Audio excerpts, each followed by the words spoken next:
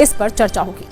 संतों की मांग है कि या तो इस बार वक्फ बोर्ड की तरह सनातन बोर्ड का गठन किया जाए या फिर वक्फ बोर्ड पर पूरी तरह से प्रतिबंध लगाया जाए।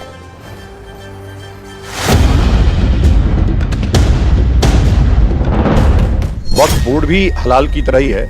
ये भी जमीन कब्जा करने का एक संगठन है, सुनियोजित संगठन है, संवैधानिक संगठन है। इसलिए वक्फ बोर्ड को तत्काल तुरंत भंग कर देना चाहिए। जो लोग ये कह रहे हैं ये जमीन हमारी है, गंगा की जमीन को भी बता रहे हैं हमारी है, तो वो गैर मर्यादित बातें कर रहे हैं। तो इसलिए उन लोगों का वो बोर्ड भंग होना चाहिए, खत्म होना चाहिए, जिससे कि वो हमारे सनातन धर्म की जमीन को अपनी जमीन बता करके उस पर कब्जा ना कर सके।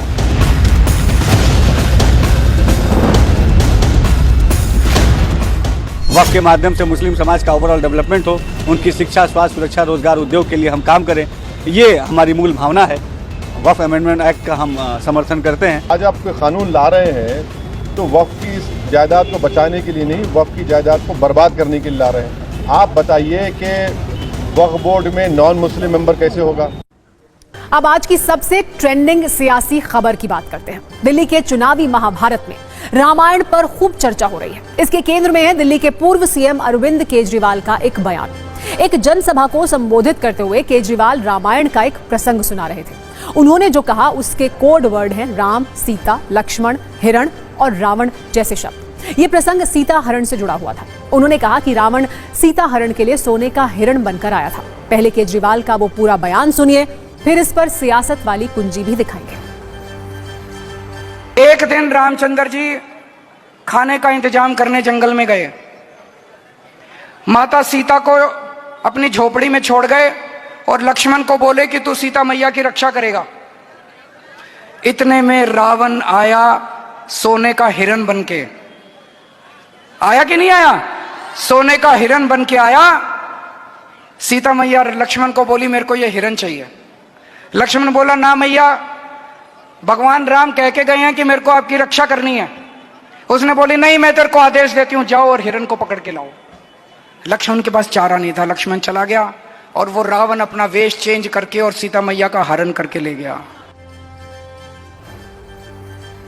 केजरीवाल के इस बयान के बाद बीजेपी ने रामायण और माता सीता के अपमान करने का आरोप लगाया। बीजेपी नेताओं ने कहा जो आदमी रामायण के प्रसंगों की गलत व्याख्या कर रहा है वो सीधे तौर पर चुनावी हिंदू है। बीजेपी नेता केजरीवाल को याद दिला रहे हैं कि हिरण बनकर रावण नहीं मरीच आया था। वहीं आम आदमी पार्टी भी इस मुद्दे पर बैकफुट पर खेलने के मूड में बिल्कुल नहीं है।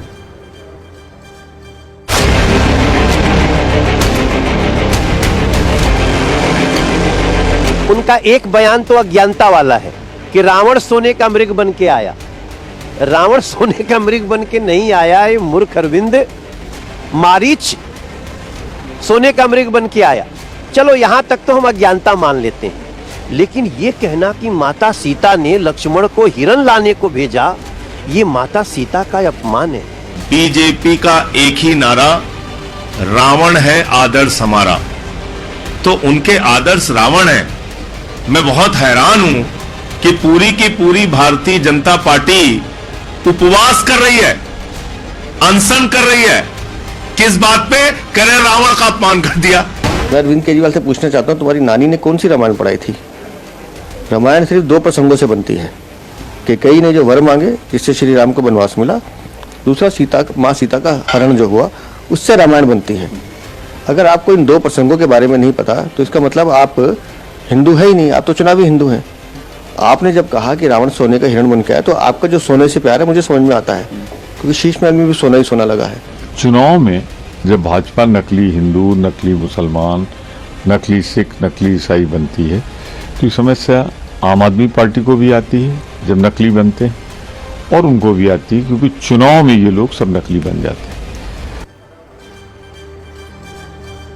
वैसे इस चुनावी मौसम में अरविंद केजरीवाल बीजेपी को कोई मौका नहीं देना चाहते, इसीलिए विवाद बढ़ता देख केजरीवाल ने खुद भी सफाई दी। कहा कि मेरे बयान को बीजेपी रावण का अपमान बता रही है और रावण के अपमान से उन्हें ही दर्द है जो रावण को अपना आदर्श मानते हैं।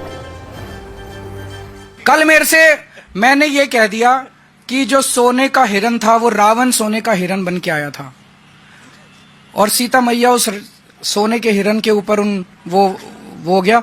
तो उन्होंने ये कह रहे हैं कि रावण नहीं बन के आया था, मरीची राक्षस बन के आया था। तो मेरी वो पूरी भारतीय जनता पार्टी आज धरने पे बैठी है मेरे घर के सामने कि मैंने रावण का अपमान क्यों किया, मैंने रावण का अपमान कैसे कर दिया। पूरी भारतीय जनता पार्टी, इनको रावण से इतना प्यार है, राक्षसी प्रवृत्ति है इन लोगों की। मैं दिल्ली के झुग्गी वालों को और गरीब तबके को खासकर चेताना चाहता हूं कि अगर ये आ गए तो ये राक्षसों की तरह निगल जाएंगे आप लोगों को। सत्ता में अब हम आपको बॉलीवुड के अभिनेता सैफ अली खान से मिलवाते हैं, जो 5 दिन के बाद अस्पताल से डिस्चार्ज होकर आज किसी हीरो की तरह बाहर आए। वो एकदम फिल्मी सितारे की तरह ही फ्रेश और ऊर्जा से भरे हुए लग रहे थे। उनके इस स्टाइल को देखकर उनके फैंस एक सुखद आश्चर्य में हैं। आज जब व्हाइट शर्ट, नीली जीन्स और काला चश्मा पहने सैफ अस्पताल से निकले और गाड़ी से घर पहुंचे तो ऐसा लगा ही नहीं कि ये वही सैफ हैं जिन पर 5 दिन पहले शरीफुल इस्लाम नाम के शख्स ने चाकू से 6 जानलेवा वार किए थे और वो खून से लथपथ हो गए थे। सिर्फ इतना ही नहीं, सैफ के स्पाइनल कॉर्ड में 2.5 इंच के चाकू का टुकड़ा तक फंस गया था। सोचिए, ऐसी भयानक चोट और गहरे जख्म किसी आम इंसान के शरीर पर होते तो शायद वो आसानी से चल भी नहीं पाता। लेकिन सैफ आज अस्पताल से डिस्चार्ज होने के बाद एकदम सहज और किसी हीरो की तरह सुपर फिट नजर आए। वैसे आपने एक हीरो की ऐसी सुपर फास्ट रिकवरी किसी बॉलीवुड की मसालेदार फिल्म में देखी हो, जिसमें बदमाशों के हमले के बाद वो गंभीर हालत में अस्पताल तो जाता है, लेकिन कुछ ही देर में फिट होकर स्क्रीन पर ऐसे आता है जैसे कुछ हुआ ही ना हो। इसीलिए असल जिंदगी में इतनी सुपर फास्ट रिकवरी देखकर कोई भी हैरान हो जाएगा। आज जब वो गाड़ी में बैठे तो हंसते मुस्कुराते हुए सड़क और अस्पताल के बाहर मौजूद लोगों का अभिवादन किया। घर पहुंचे तो खुद गाड़ी से उतरे लोगों से हाथ मिलाया और ऐसे हवा में हैंड शेक किया जैसे वो आम दिनों में भी करते हैं। वैसे सैफ अली खान बड़े अभिनेता हैं, हो सकता है उनकी सेहत का अस्पताल में खास ख्याल रखा गया हो, महंगे से महंगा इलाज किया गया हो जिससे उनकी सेहत में जल्दी सुधार हो। लेकिन जख्म किसी अभिनेता के हो या किसी आम आदमी के, उन्हें भरने में थोड़ा वक्त तो लगता है। सैफ के जख्म इस वक्त उनके प्रभावशाली लुक और उनकी मुस्कान के पीछे छिपे हैं। वो कैमरे के सामने भले ही मुस्कुराते रहें, लेकिन उनके मन में ये सवाल घूम रहे होंगे कि उनके साथ जो हुआ वो कैसे हो सकता है।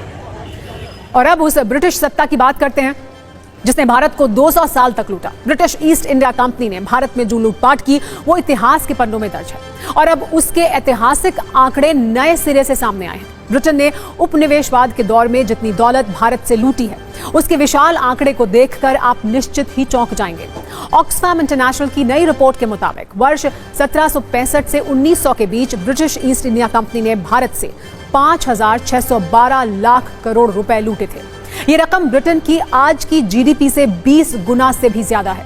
अमेरिका, चीन, जापान, जर्मनी और भारत की जीडीपी के कुल जोड़ से भी लूट की ये रकम ज्यादा है। अगर इस लूटी गई दौलत को 50 ब्रिटिश पाउंड के नोटों में बांटा जाए तो ये इस रकम इतनी बड़ी होगी और इतनी ज्यादा होगी जिससे पूरे लंदन शहर को 4 बार ढका जा सके। सोच कर देखिए, इतने नोट की पूरा लंदन शहर 4 बार ढका जा सके। ब्रिटिश हुकूमत ने सोने की चिड़िया कहलाने वाले भारत के पंख इतनी बेदर्दी से काटे कि आज भी इस पर रिसर्च हो रहा है और दुनिया भर में चर्चा भी हो रही है। जरा सोच कर देखिए कि भारत ने किस तरह लूट का वो दंश झेला होगा। वैसे लूट का ये पैसा ब्रिटेन में भी कुछ ही लोगों के पास पहुंचा। आधी से ज्यादा लूट की दौलत सिर्फ 10% ब्रिटिश नागरिकों के पास पहुंची। जो लोग पहले से ही अमीर थे, लूट की इस दौलत में उन्हीं को ज्यादा हिस्सा मिला।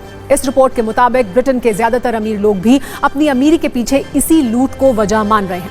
हालांकि ऑक्सफैम ने इसे जहरीले पेड़ का एक फल बताया है और ये कहा है कि नस्लवाद के जहर से ब्रिटेन ने ग्लोबल साउथ में इस लूट को अंजाम दिया। इस लूट की वजह से दुनिया में भारत की जीडीपी का हिस्सा भी तेजी से गिरा। ये गिरावट आप एंगस मैडिसन के 2000 साल के जीडीपी चार्ट से देख सकते हैं, जिसके मुताबिक 11वीं सदी शुरू होने तक भारत का ग्लोबल जीडीपी में हिस्सा करीब 30% था।